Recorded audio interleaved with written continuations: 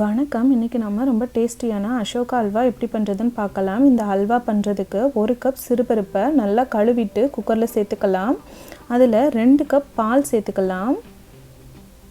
அதுக்கப்புறம் 1/4 ஸ்பூன் மஞ்சள்தூள் சேர்த்து எல்லாத்தையும் நல்லா ஒன்றோட ஒன்று கலந்து விட்டுட்டு குக்கரை மூடி 2லேருந்து 3 விசில் வேக வச்சு எடுத்துக்கலாம். இப்போது சிறுபருப்பு வெந்து நல்லா ரெடி ஆகிடுச்சு. இப்போ கொஞ்ச நேரம் இதை ஆற வச்சுக்கலாம்.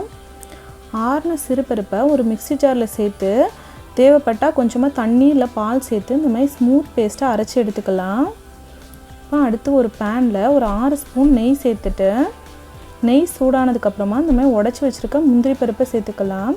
முந்திரி பருப்பு பொன்னிறம் ஆகிற அளவுக்கு வறுத்து எடுத்துக்கலாம். இப்போ பொன்னிறம் ஆயிடுச்சு. முந்திரி பருப்பை எடுத்து வெளில வச்சிடலாம். இப்போ அதே பேனில் ஒரு 6 ஸ்பூன் அளவுக்கு கோதுமை மாவை சேர்த்து ஒரு 2 நிமிஷம் வதக்கிக்கலாம். கோதுமை மாவோட பச்சை வாசம்லாம் போனதுக்கப்புறமா நம்ம அரைச்சி வச்சுருக்க அந்த சிறுபருப்பை இதோடு சேர்த்துக்கலாம். சேர்த்து நல்லா கலந்து விட்டுக்கலாம். கலந்து விடும்போது ஃபஸ்ட்டில் கொஞ்சம் தண்ணியாக இருக்க மாதிரி இருக்கும், அப்புறம் கொஞ்சம் திக்காகும். நல்லா இந்த மாதிரி திக்காகி வந்ததுக்கப்புறமா நம்ம சுகர் சேர்த்துக்கலாம். 1 கப் சுகர் சேர்த்துருக்குறேன். சேர்த்துட்டு நல்லா கலந்து விட்டுக்கலாம். நம்ம சுகர் சேர்த்ததுக்கப்புறம் சுகர் நல்லா உருகி இந்த மாதிரி ஹல்வா இலக்கம் கொடுத்து வரும். இலக்கம் கொடுத்து வந்து திரும்ப நம்ம கிண்ட கொஞ்சம் திக்காகிரும். நல்லா இந்த மாதிரி திக்கானதுக்கப்புறம் அது மேலே ஒரு 3 ஸ்பூன் அளவுக்கு நெய் சேர்த்து நல்லா கைவிடாமல் கிண்டிக்கலாம். ஸ்டவ்வை மீடியம் ஹீட்டில் வச்சுக்கோங்க, அப்போ தான் கரெக்டாக இருக்கும். அதிகமாக வச்சிங்கன்னா கீழே அடி பிடிச்சிரும். ஸோ மீடியம் ஹீட்டில் வச்சு பண்ணிக்கோங்க. அப்புறம் திரும்ப இந்த மாதிரி நெய்யெல்லாம் உள்ளே இழுத்ததுக்கப்புறமா ஒரு 2 ஸ்பூன் அளவுக்கு நெய் சேர்த்து திரும்ப நல்லா கலந்து விட்டுக்கலாம். இப்போது ஒரு 10 நிமிஷத்தில் ஹல்வா நம்ம பேனில் ஒட்டாமல் இந்த மாதிரி சூப்பராக ரெடி ஆகிரும். இந்த மாதிரி ரெடி ஆனதுக்கப்புறம் நம்ம ஆல்ரெடி வறுத்து வச்சுருக்க முந்திரி பருப்பையும் உள்ளே சேர்த்து நல்லா கலந்து விட்டுக்கலாம்.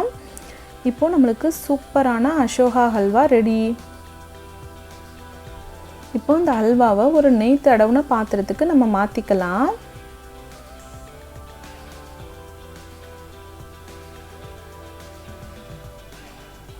அப்புறம் அதோட மேலே ஒரு நெய் தடவுன ஸ்பூன் வச்சு இந்த மாதிரி நீட்டாக ஷேப் பண்ணி இதை கொஞ்சம் நேரம் ஆற வச்சிடலாம்.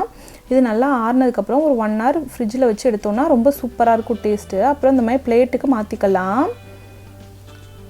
நம்ம ஃப்ரிட்ஜில் வச்சு எடுத்ததுனால அது அப்படி கேக் மாதிரி சூப்பராக ரெடியாக இருக்கும். நம்ம இதை கட் பண்ணி சாப்பிட்டா ரொம்ப சூப்பராக இருக்கும். டேஸ்ட் அவ்வளோ நல்லாயிருக்கும். குழந்தைங்க எல்லாம் விரும்பி சாப்பிடுவாங்க. அண்ட் ரொம்ப ஹெல்த்தியும் கூட. நீங்களும் இந்த அசோகா ஹல்வா ட்ரை பண்ணி பாருங்கள். நன்றி.